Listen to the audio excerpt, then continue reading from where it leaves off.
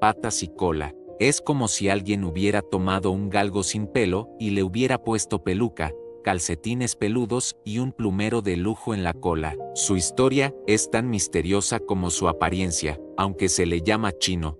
Los orígenes reales del chinese Crested Dog no están del todo claros. Algunos creen que proviene de África, otros de México, pero fue en China imperial donde estos perros ganaron fama como mascotas de la nobleza, e incluso como animales de compañía en barcos mercantes, donde servían como cazadores de ratas.